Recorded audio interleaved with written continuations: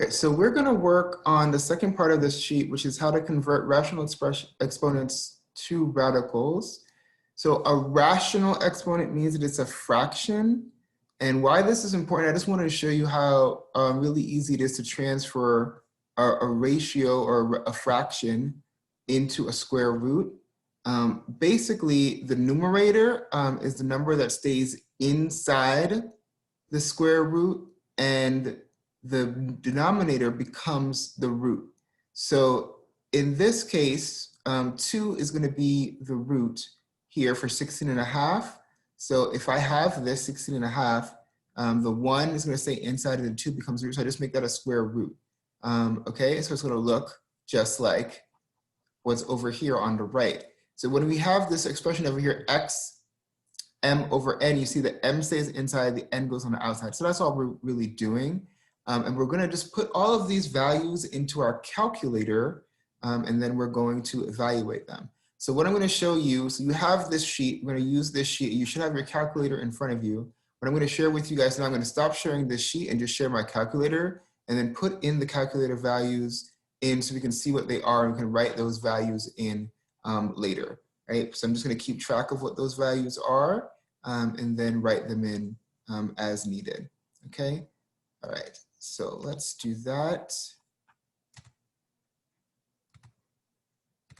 I'm going to stop sharing so that I can share my calculator. All right. So now you guys see my calculator, and that is what we're going to use here. I'm going to clear it if I can. Okay, good. All right, so we're gonna start here by putting in 16, okay? And then to put in the exponent, I'm gonna use the caret button. And because it's a fraction for my exponent, I'm gonna use the fraction button, n over d, numerator over denominator, all right? And in my numerator, I want the number 1. And then I'm going to hit my down arrow to get to the denominator. I'm going to hit my number 2. Okay. If you guys need further instructions on how to use your calculator, there should be a whole module on how to use your calculator and how to put in exponents in your calculator. Okay. All right. And then I'm going to click enter, and I'm going to see what the value is. So 16 to the 1/2 has a value of 4. Okay, and you should write that down on your sheet. We're going to keep going to the next one. All right, the next one is 25.5. All right, so I'm going to clear. Excuse me, I'm going to clear my calculator. And I'm going to put in 25. I'm going to hit the caret key for the exponent, right? This caret key is right here, the little thing that looks like an up arrow. Then I'm going to hit the n over d button for fraction. I'm going to put in the 1, hit down, and then hit 2. And then I'm going to hit enter to evaluate. So 25 to the 1/2 is equal to 5.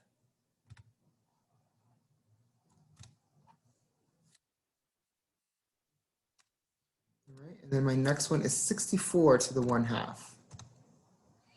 I'm just going to keep going straight down and evaluating them. I'm going to clear this. 64, caret key, fraction, 1, down, 2, and then enter.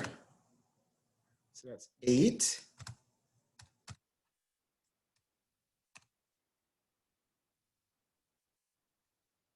Then we have 125 to the 1/3. So we're going to clear this and do 125. Let me clear that because that's not right. 125 to the fraction key, 1, down, 3. And then click enter. So that is also equal to 5. All right, and then our next one is 64 to the 2/3.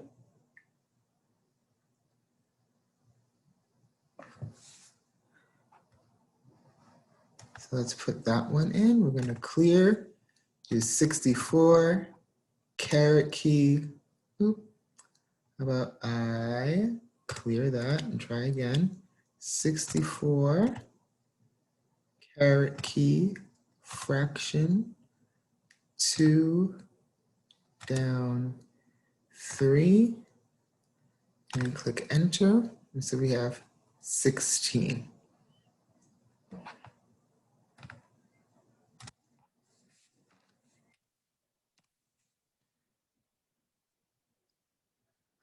And the last one in that column is 81 to the 3/4. So we're going to clear that and then do 81 to the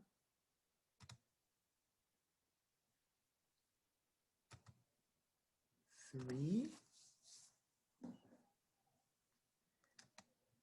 down 4ths. And we click enter. All right, and we get 27. All right, so those are all of our answers for that left column. Now, if we go back to our sheet, we'll see that they want us to evaluate it just using the roots, okay? So if 16 to the 1/2 is 4, they want to know what the square root of 16 is. Well, we hopefully should know that the square root of 16 is 4. The square root of 25 is 5, right? The square root of 64 is 8, right? We don't need to write that 2 in, but they've written that 2 in just to keep with the pattern that we're supposed to set up from here. We don't need that 2. A root is usually squares. We don't need the 2. What we do need to do is write the 3 for the cubed root of 125. So how do we put cubed root into our calculator? Well, in order to put cubed root into the calculator, you have to first hit the second key. Then you have to go back. I'm sorry, we have to put our number in first, right? So we know that we want this 3 as the cubed root. So now we do second, and then we hit the caret key so that it makes it into a cubed root of 125. And then that answer is 5. So it's the same as we got before, right? Good. All right, and then let's try the next one, the cubed root of 64 squared. So we have to do 3 to get the cubed root, second, caret, 64, and then we hit the squared button. So we hit squared, and then we enter, and we get 16. All right, which is the same as what we got before. Now we're going to do the last one. So we have to do, it's a quartic root or a 4th root. So we hit 4, second, caret button. And then we put in 81. Now we have to hit the caret button itself. And then we hit 3 to get 81 cubed. And we click enter and we get 27. Okay? All right. I'm going to stop sharing my calculator for a second. I'm going to go back to our sheet that we were working on. And I'm going to put those values in here. You guys should already have them in, but I didn't get a chance to really write them onto the sheet yet. I'm going to go ahead and write them in where they belong. Okay. So again, this is 4. This is 5. This is 8. This is 5. All right. And what did we see the value of this one was? Yeah, we did say that that was 16. That is correct. Okay, so this is 16, and this is 27. Okay, and so when we convert this to that by using this step here, right? The 1 stays on the inside, the 2 becomes the square root. It's still, the value should still be the same. If we put that in our calculator, we'll see that it is the same as well. All right, square root of 16 is 4, square root of 25 is 5. The square root of 64 is 8. The cubed root of 125 is in fact 5. The cubed root of 64 squared is in fact 16. And the fourth root of 81 cubed is in fact 27. So these fractions, anytime you have a fractional exponent, you're really getting a root, some root. So whatever the denominator is the kind of root that you're getting, and that's how that works. Okay, and that's how that translates. All right, so that's what number 2 is pretty much asking us to understand, is that any expression that has a fractional exponent, so any expression with a fractional exponent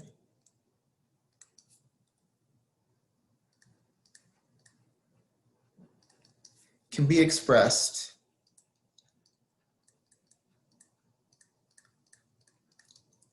as a radical.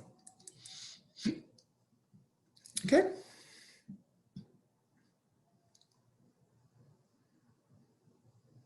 All right.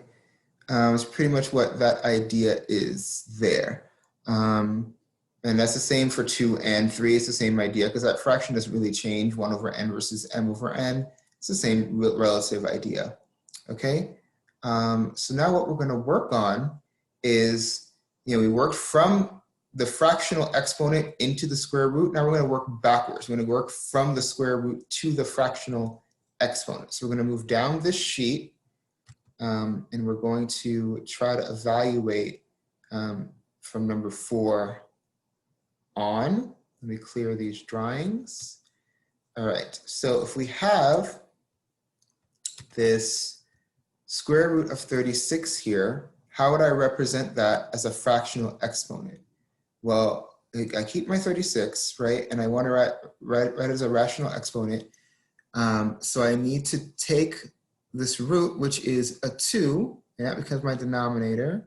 And then there's no exponent here, so I have to treat it as 1. Whenever I don't see an exponent, the exponent is 1, because anything to the first power is just a number. Any number to the first power is just that number, or any variable to the first power is just a variable.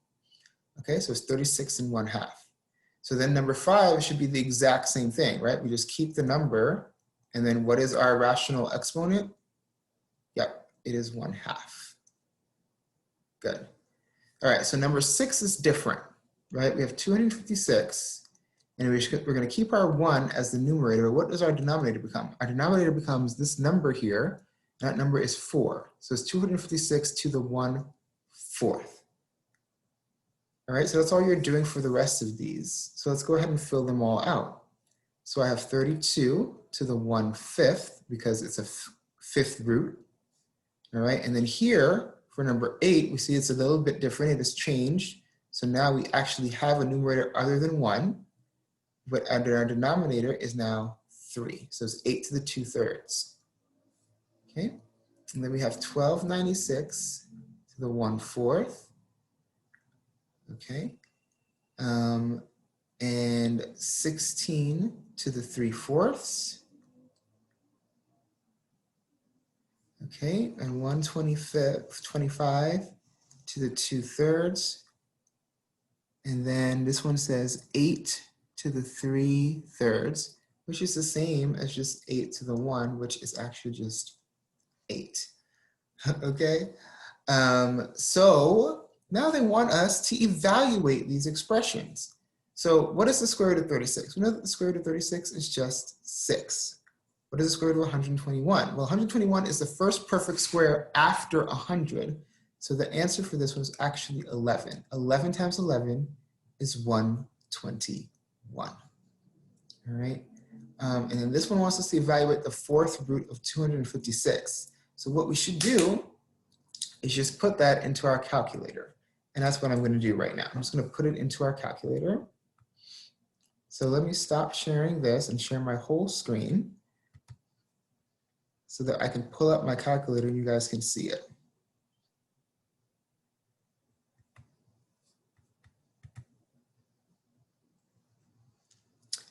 Okay, so now I'm going to pull up this calculator. So hopefully you guys can see the calculator and the sheets. I've removed the drawings. We know that I can just add those drawings back. So I'm going to go ahead and do that right now. Okay. All right.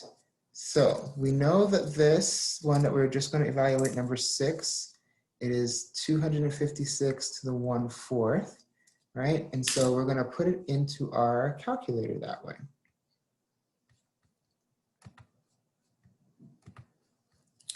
Okay, I'm going to clear all these old drawings and clear this all out. And we do 256 to the fractional exponent 1 down 4. And what is that answer? The answer is 4. Okay, so I'm going to go back to my sheet. And I'm going to write my answer as 4.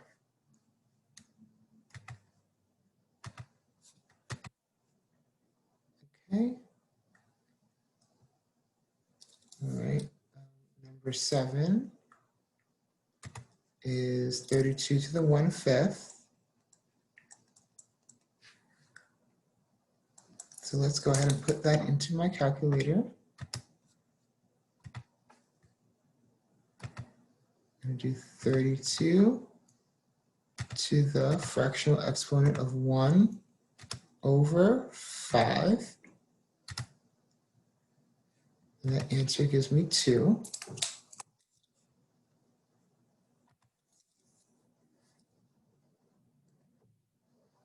Write that in.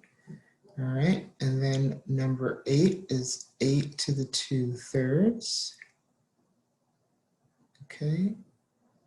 And so for this one, I have a couple of choices, right? I can evaluate the square. I can put the fraction in just like it is, and it shouldn't make a difference. Well, let's go ahead and just use it the way it is and just put that fraction is as we see it into our calculator. So we're just going to do 8 to the, 8 to the fraction 2, 3. Click enter, we're going to get 4. All right, so we're going to put that 4 in as our answer. All right, number 9 is 1296 to the 1/4. Let's put that into the calculator.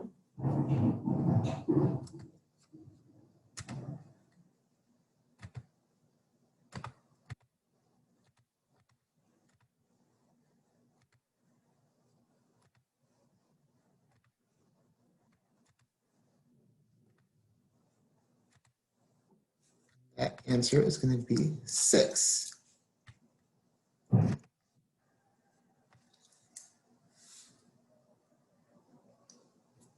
Okay, number 10 is 16 to the 3/4. Go ahead and feel free to just put these into your calculator yourselves too and try it out.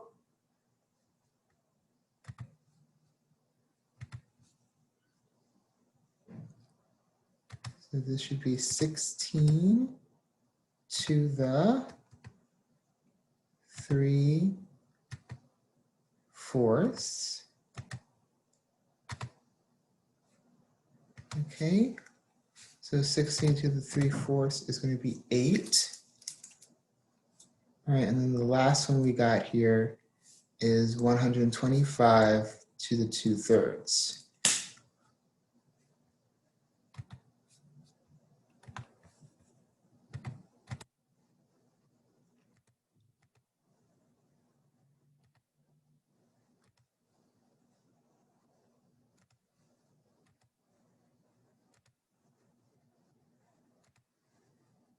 Which is going to be 25. We did number 12 already, which is just 8. So we don't have to worry about that one. All right, this one's 25. This one is 8 to the 3/3, which is 8 to the 1, which is just 8. This one is 121 to the 1/2, which is 11. 36 to the 1/2, which is 6. Okay, great. All right, and so we're going to do it again. This time we're going to go from the rational expression to the radical expression. So 729 to the 1/3 is actually just the cubed root of 729. Okay, 14 is the cubed root of 216. Number 15 is the cubed root of 8 squared, which we already have. We're here at number 8. So we already know the answer to that is 4, so it's the exact same thing. All right, this one is the 4th root of 625. This is the 4th root of 81. And this one is the 5th root of 100,000 squared. Okay, so we're going to put all of these into our calculator to evaluate them. All right, so let's clear this. Let's clear all of our history. And we're going to put in the cubed root of 729. So we have 3 first. That's the first thing we press is our 3. Then we do second. And I see that little second come up here. That's how I know the second is turned on. Then I press my caret key. And then I put in 7, 2, 9, and then enter. All right, and then I get 9 as my answer. So let's go ahead and put that back in. So my answer is 9. Okay, and I have to do the cubed root of 216. Again, we press 3 first, then second, then my caret key, then 216, and then enter, and I get 6.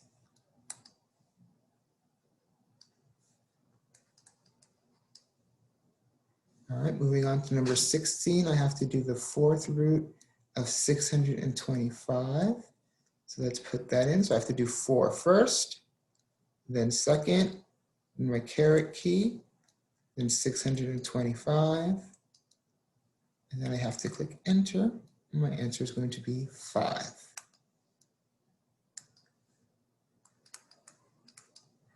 Okay, and now I'm going to do the next one, which is the 4th root of 81.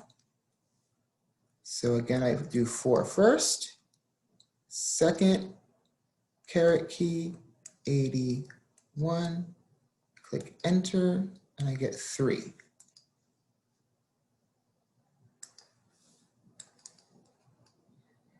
And then last but not least, I have to do the 5th root of 100,000 squared.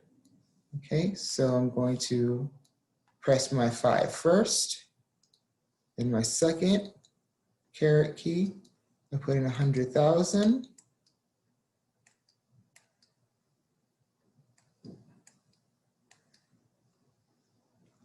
Then I push my squared key, and I push enter. Right, and my answer is 100.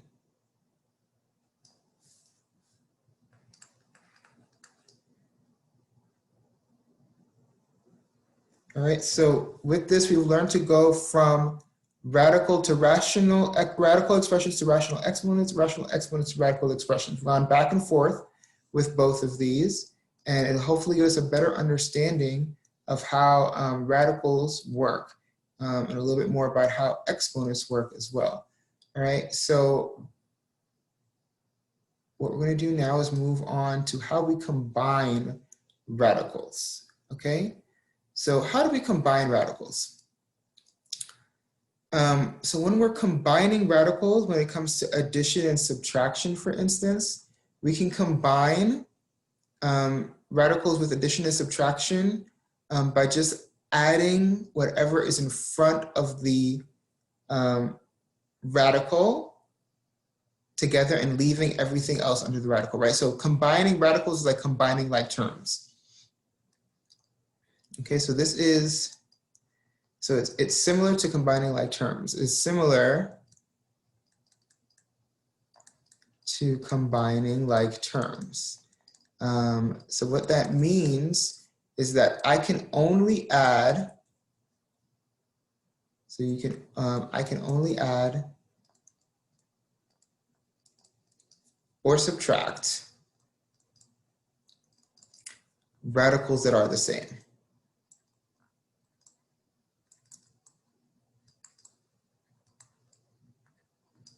Okay, so the example here would be something like this. If I have 2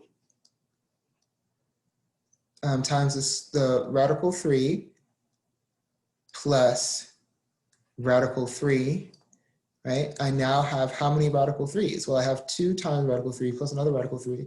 So I have 3 radical 3's, okay? So that's how you would combine like radicals. You can only combine radicals that are the same. So in this case down here, I have 6 radical 5 plus 5 radical 6 minus 3 radical 6. This radical, even though there's a 6 here, remember that only what's under the radical matters to me. All right, so this term has to stay by itself because there's no other radicals like it. So I just have to keep my 6 radical 5, but I can combine this 5 radical 6 and the 3 radical 6. So 5 minus 3 is just 2. So I have plus 2 radical 6. That would be my answer. Okay.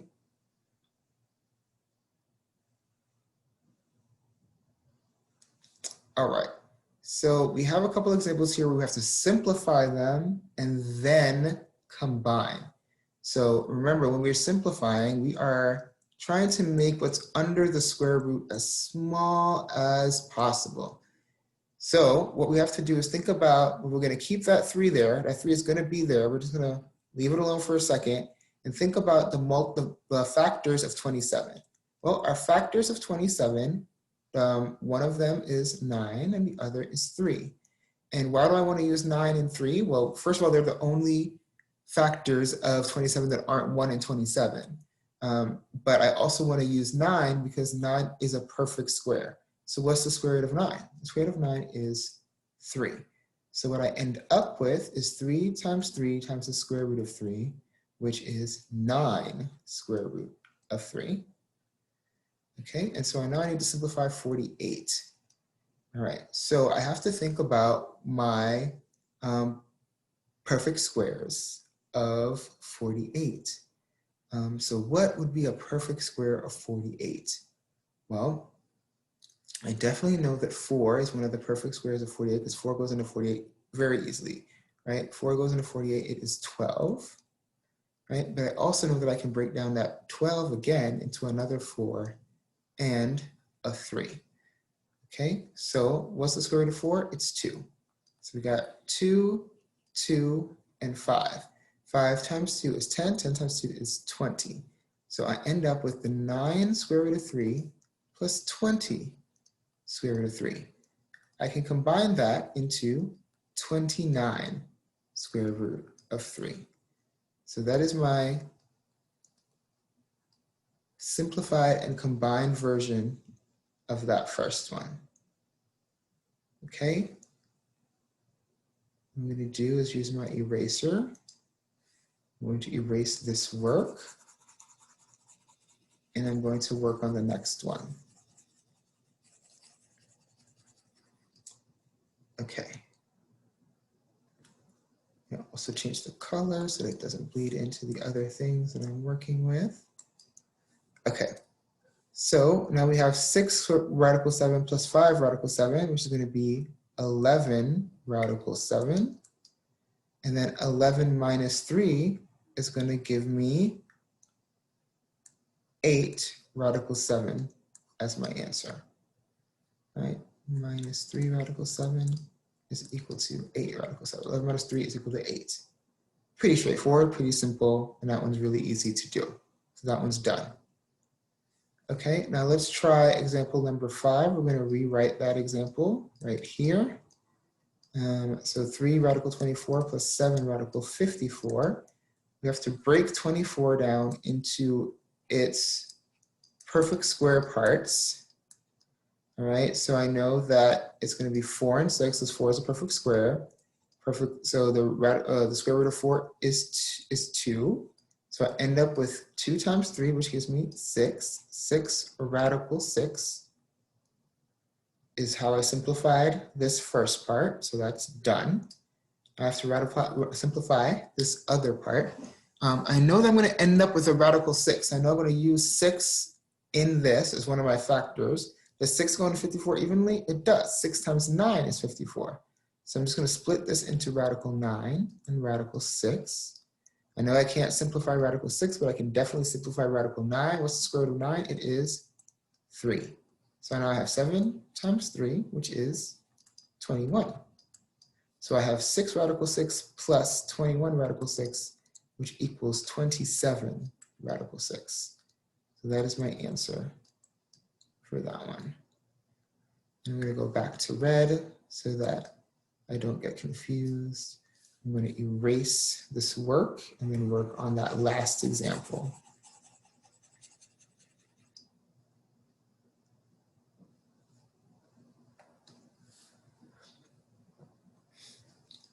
Okay, so I can only combine radicals that are the same, right? So I have to do 5 radical 6 minus 2 radical 6. So those two, I can combine. 5 minus 2 gives me 3 radical 6. And then I can combine the 2 in the middle. 3 plus 4 is 7. So I have plus 7 radical 7. And that's my answer. Just that simple. All right. So when we're combining like radicals for addition and subtraction, I can only combine radicals that are the same. If the radical is different, I have to keep it separate from the other radicals. All right, let's move down this page to multiplying radicals. Let's clear all these drawings here. Okay. So when I multiply radicals, okay, I can multiply anything under a radical to anything else under a radical. Okay, and so any number not under a radical can only be multiplied to things not under a radical. Okay, so let's see how this plays out in this idea. I can multiply anything under a radical to anything else under a radical, and anything not under a radical to something else not under a radical. Okay, so let's look at this first example, example number 6. Both of these numbers are under a radical. So I can just multiply these two numbers together. I can just multiply 35 and 5 and keep my radical in my answer. So what's 35 times 5? Well, 35 times 5 is 175. So that is my answer. Radical 175. Over here, I have, it's more complicated. I have radicals that are under the radical, I have numbers that are under the radical and numbers that are not under the radical. So I can multiply the 5 and the 20 together. 5 times 20 gives me 100. So I have radical 100, okay? And then I have 2 times 4, which is 8. So I have 8 radical 100, okay? That's how the multiplication works. But of course, I'm not done because I now have to simplify these radicals. So I need to find a perfect square that goes into 175 evenly. That's going to be 25, right? Because 25 is going to go into 175. It's going to go in 7 times. So it's 25 times 7 gives me 175. And the square root of 25 is 5. So this is 5 root 7 is the simplified version of this. And now 8 radical 100, the radical of 100 is actually 10. So I end up with 8 times 10, which is 80. Okay, so in example number 7, it says that a squared and a square root cancel out. So that means a square and a square root cancel out. That means all I'm left with is 7. Square and square root cancel out. All I'm left with is 8. Square and square root cancel out. All I'm left with is x. Okay, squared and square roots cancel out.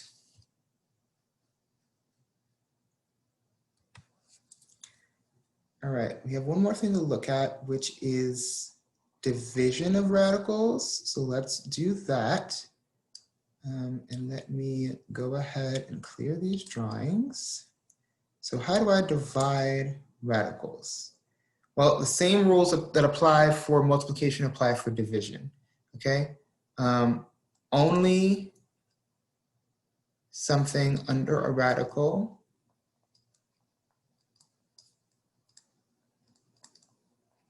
can be divided by something else under a radical.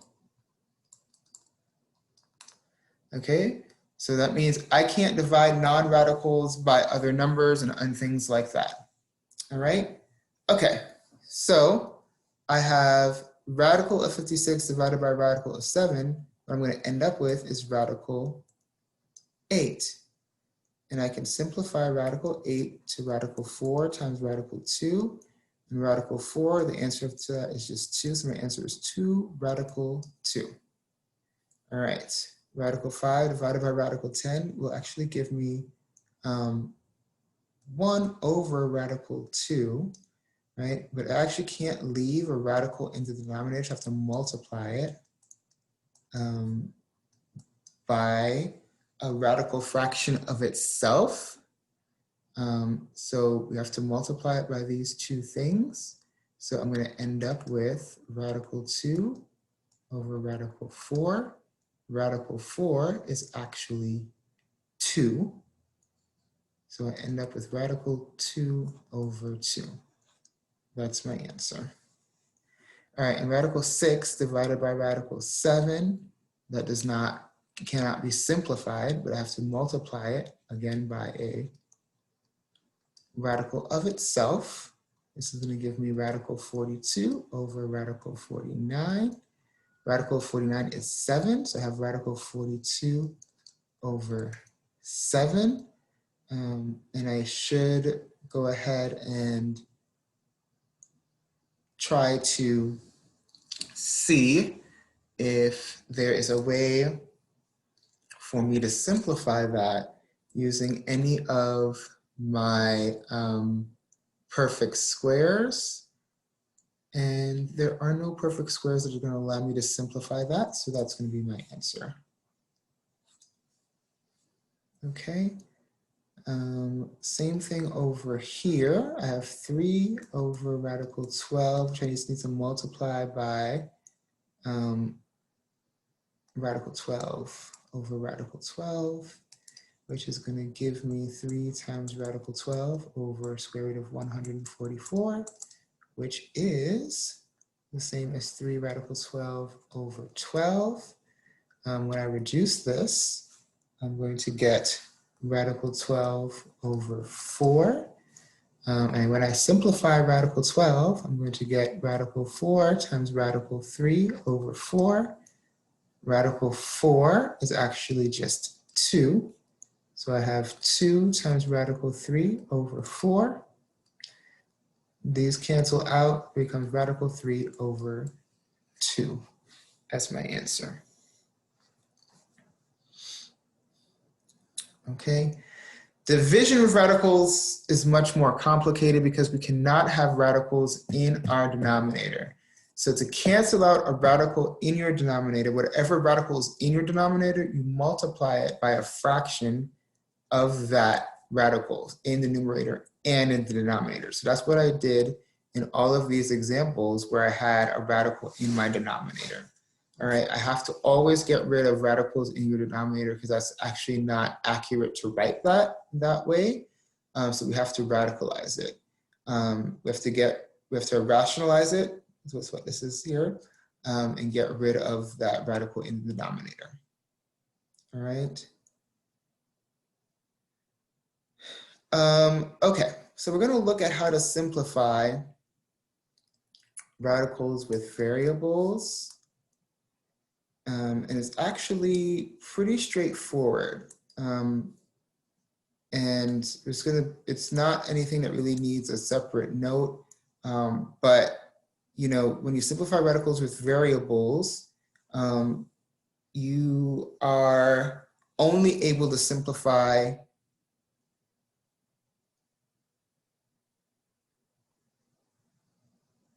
you're really only able to change the exponent, okay? You can only change the exponent because you just don't know the value of the variable. So in this case, when we have even exponents and I have a square root of an even exponent, right? We know that a square and a square root cancels out. So this just becomes x, right?